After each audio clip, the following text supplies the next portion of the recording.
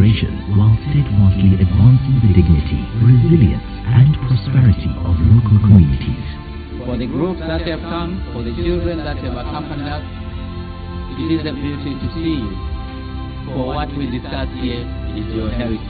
Today, 13 awe-inspiring TFCAs stretch across the Sadc region, safeguarding an astonishing diversity of transboundary landscapes and seascapes. Their structures range from the elegantly simple Transfrontier parks, like the iconic Kalahari Transfrontier Park, to vast, intricate mosaics of protected areas, communal lands, and private concessions, exemplified by the magnificent Kavango Zambezi TFCA, a living testament to nature's grandeur and complexity. Achieving coexistence in these complex landscapes we call TFCAs. You need coordination, collaboration, and understanding.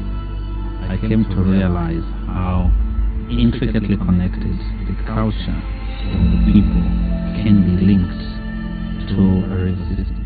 People depend on the fisheries, people depend on the flooding pattern for their transportation, for their farming.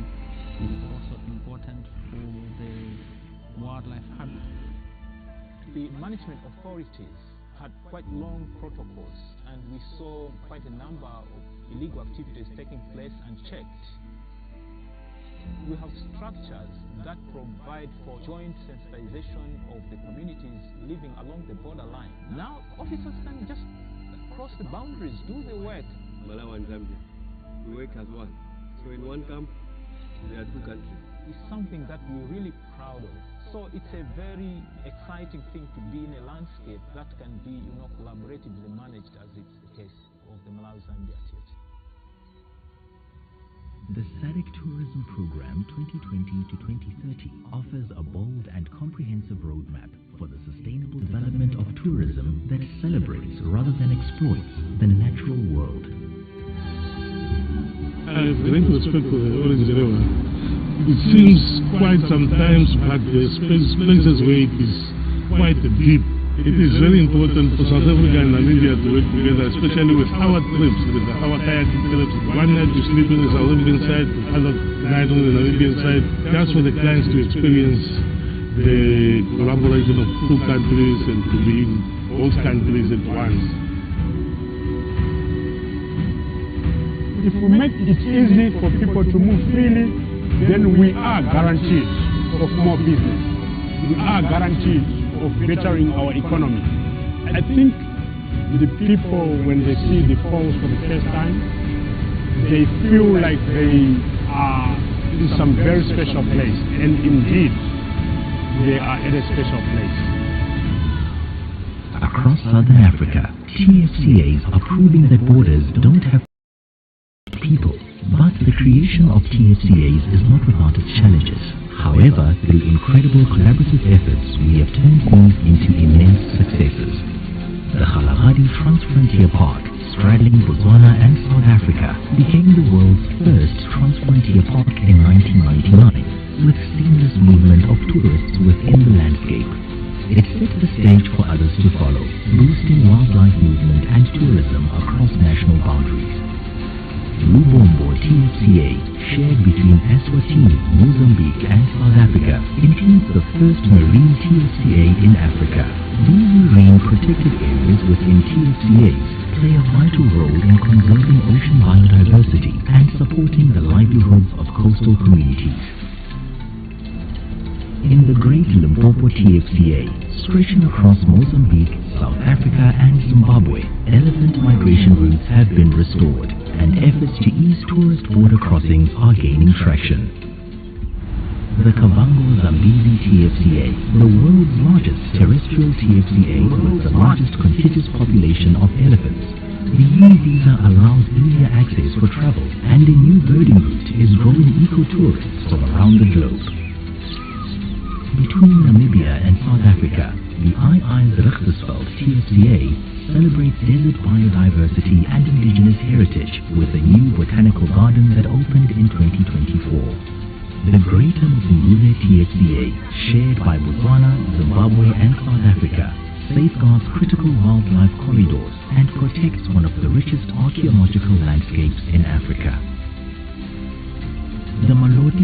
Drakensberg TFCA, shared between Lesotho and South Africa, with its cross-border mountain heritage attracting adventure tourists from across the globe. Up the coast, the Iola Skeleton Coast TFCA linking Angola and Namibia is seeing signs of ecological recovery.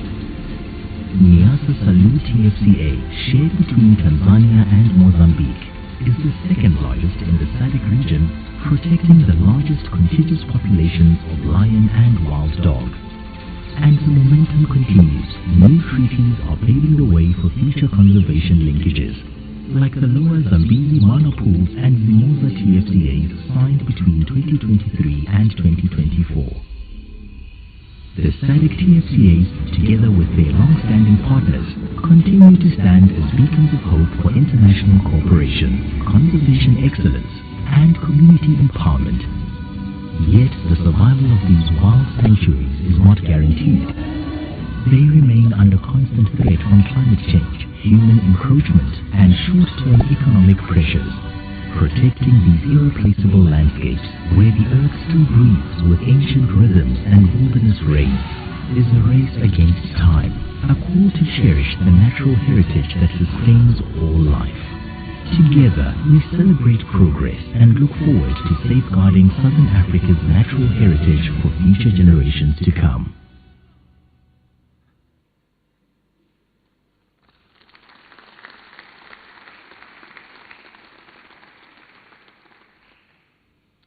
Thank you so much, Sadc Secretariat, for that Sadc Tfca's video. I'm sure this should, also be accessible, as we will be informed soon once the website is also launched.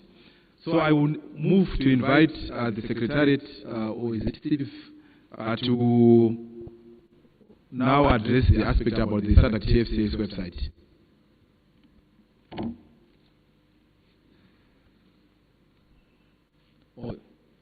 Mr. Domingos, go.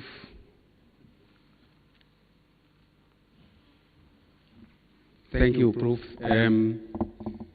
We are really excited to launch this website as Sadc. The area of TFCAs is that area that in terms of regional integration is really very visible and is doing tangible things. This TFCA was not designed within Sadc Secretariat. It was designed by practitioners through the support of our partners.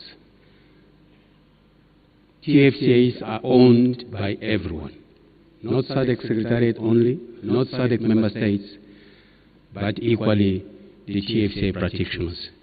So I would like to thank you for this ownership and for demonstration.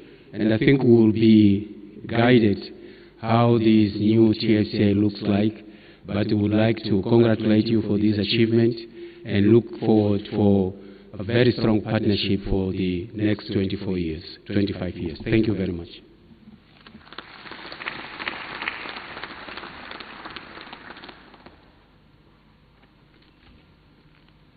Thank you so much, Sadc Secretariat. So the website is hereby launched. Thank you.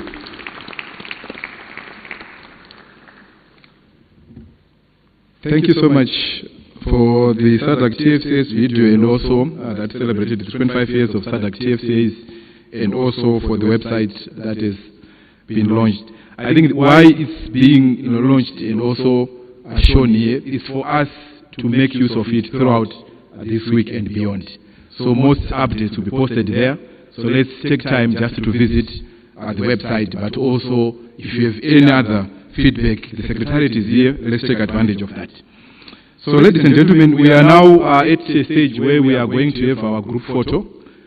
And immediately after our group photo, I will just announce this because after the group photo, we will then proceed to our tea break.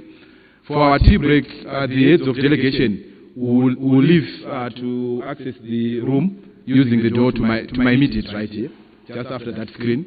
And all our cooperating partners and other delegates will use this door just to the back of the room.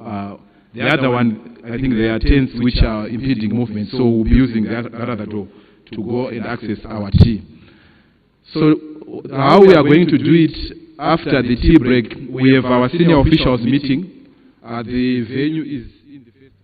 Yes, these are the proceedings coming to you live from the Harare International Conference Center. Like we said, that it is all about the Trans-Frontiers Conservation area that, of course, the summit is already happening, and we've witnessed the official opening of this particular summit, as we have heard the address from the Permanent Secretary in the Ministry of Environment and Wildlife, that is Ambassador Chifamba, who, of course, spoke about the importance of the SADC countries coming together to meet, shape policy development, and as far as ensuring that collaborative work is well researched, is of course influenced by the researches that are currently being ongoing. And we've had the official remarks that represented, the keynote address rather presented by Mr. Domingos Gobe, who is of course the Director of Food, Agriculture and Natural Resources at the Sadc Secretariat, who spoke in terms of the journey that the TFCAs, of course, have been moving from 2000, now it's in 2025, and of course when you talk about that, these are the milestones that they look back and say, when we started these